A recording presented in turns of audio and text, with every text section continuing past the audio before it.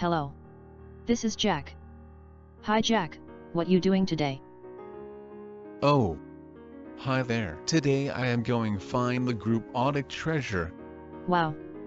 Interesting. How do you going to find it? It easy mate. Look at this list of map subtopic that I found. First map is for planning and administration for group audit. Second map is for specific issues in group audit. Third map is for audit report for subsidiaries. And fourth map is for Companies Act 2016 in section 266. By the way Jack, do you know the meaning and the objective of group audit?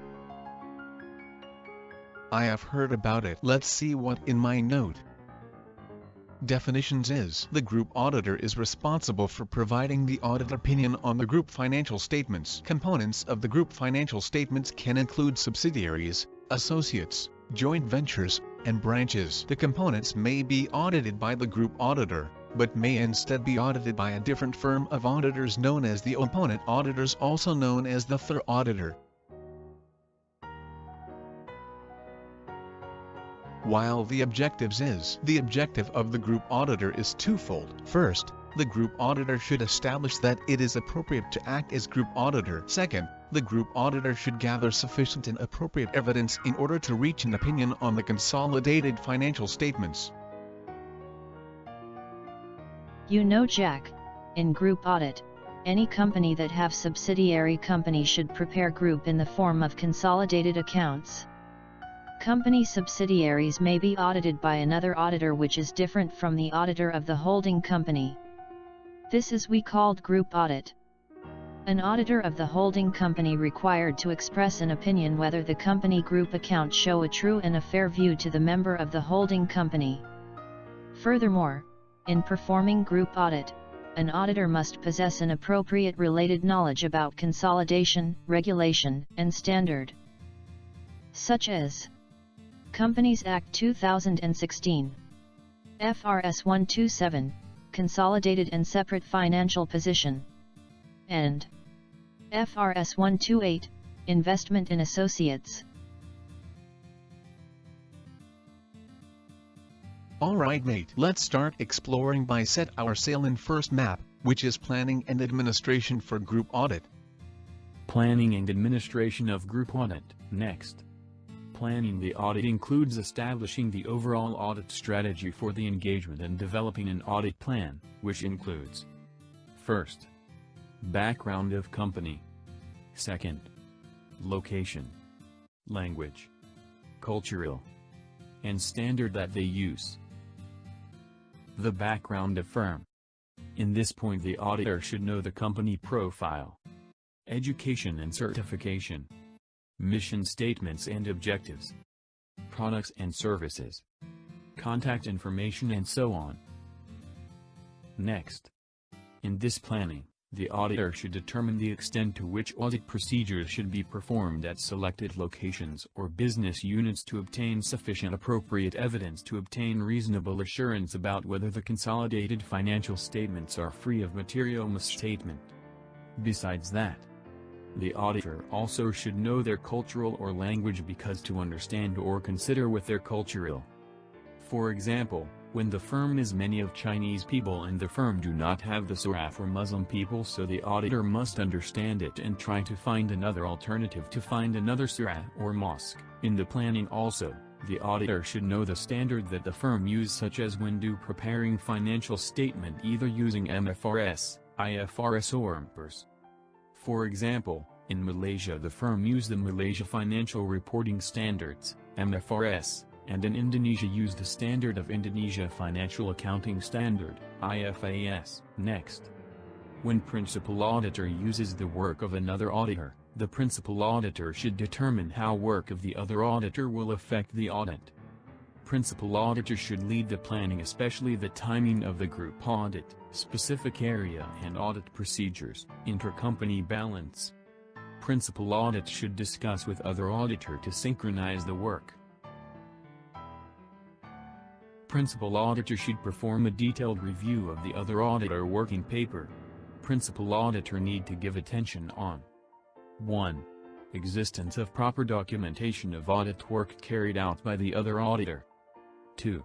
Adequacy of the audit programmer. 3. Scope of work covered by the other auditor. 4. Whether adequate audit evidence are obtained. Now I get the planning and administration for group audit. How about we start digging in second map? It is about specific issues in group audit, right? That's right, mate. There is 5 boxes of issue in this map, which is 1. Principal auditor. 2. Compliance of ISAs. 3. Related parties transaction. 4. Goodwill on consolidation. 5. Letter of support. The specific issue in audit report is principal auditor, compliance with ISA, related parties, goodwill consideration and letter of support. As a principal auditor, they need to refer to ISO 600, which is special consideration stated the duties of auditor is to audit the group financial statement. Test the materiality of component of audited area. They need to consider the degree of knowledge necessary for the component and level of risk exist in the component. The objective of principal auditor is to have sufficient and appropriate evidence to form a qualified opinion, which required them to plan the elements of audit and consolidated financial statement. Now we proceed to the compliance with ISA 600. When accepting the audit, auditor need to check and ensure whether that they can gather appropriate evidence. Either the evidence is reasonable expected both for the consolidation and financial information available. Next in ISA 600, the engagement team need to set up the overall strategy. After that need to submit to the partner for review. The engagement team also need to understand about the group, components, environment, and the consolidation. While partner need to be access on their competence of other auditor according to accounting standard and provide them with ethical guideline. Then the materiality set by the team which exist in both component and group. The auditor need to access financial significant and identify risk. They also need to access engagement team risk and identify misstatement existence. Lastly is group audit communication, where the principal auditor need to consider how the work to be performed and how to perform. Then they need to know the related ethical requirement, follow the standard and access the risk exist. To assist the group audit task they need to make a list of related parties. Ensure the related parties transaction is disclosure and correctly identified. Eliminate the intergroup transaction, and if the company already joined the parent, there are no disclosure needed since the company have presented consolidated statement. Letter of support letter that's sent by parent company to the subsidiary who have difficulties in going concern, and this stated the intention to support the subsidiary in term of financial. Before accept the letter as evidence, the auditor need to consider the ability of the parents to help and resources available. Is that all about the issue? How about the issue regarding the goodwill?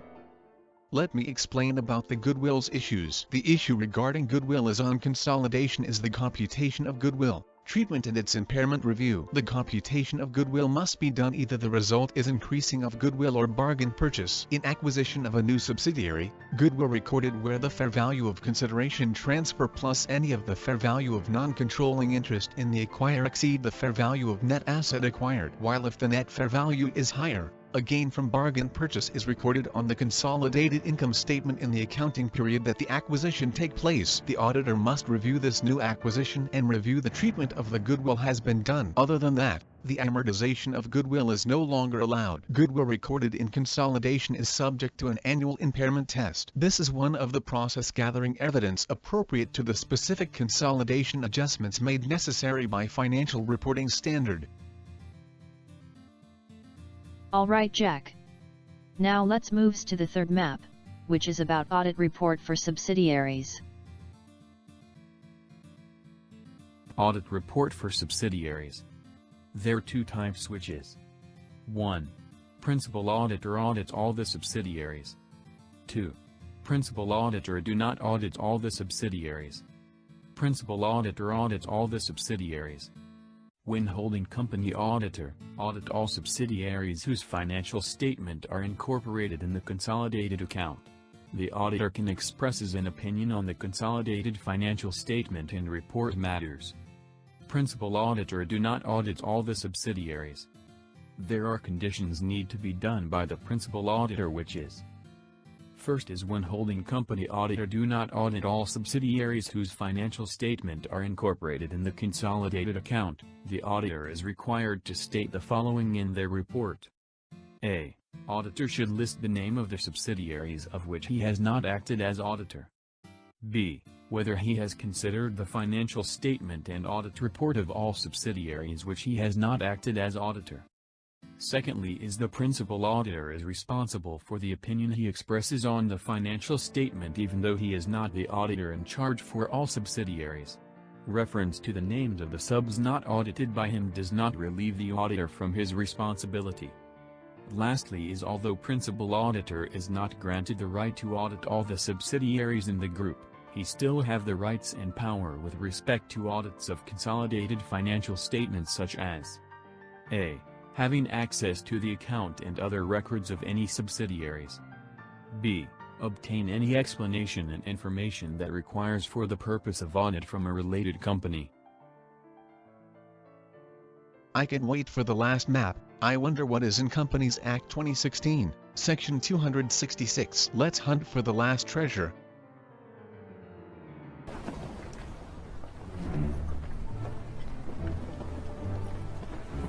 Now let's talk about the powers and duties of an auditor under Section 266 of the Companies Act 2016.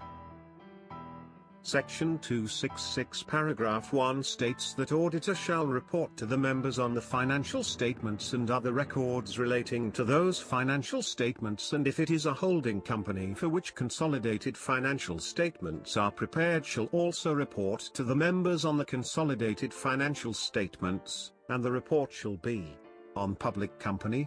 It should be laid before the company annual general meeting.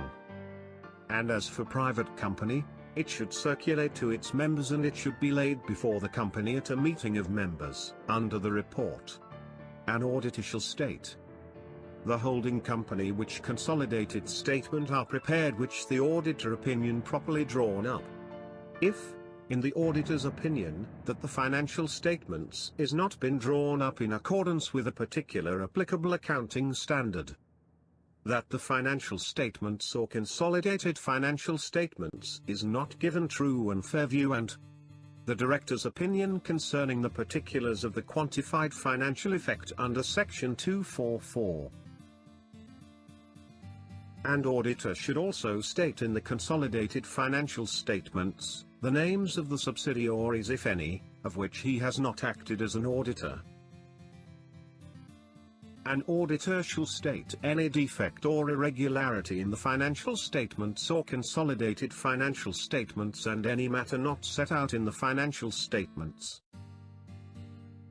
Move on to subsection 3. An auditor shall have a duty to form an opinion to each of the following matters: whether he has obtained all information and explanations that he required, whether proper accounting and other records, including registers, have been kept by the company, whether the returns received from branch offices of the company are adequate, and whether the procedures and methods used by a holding company or a subsidiary in arriving at the amount taken into any accounts were appropriate to the circumstances of the consolidation. If an auditor of a company has a right of access at all reasonable times to the accounting and other records, including registers of the company, and is entitled to require from any officer of the company and any auditor of a related company for the purpose of audit, an auditor of a holding company for which consolidated financial statements has a right to access subsidiaries' accounting and other records, including registers, and is also entitled to require from any officer or auditor of any subsidiary included in the consolidated financial statements.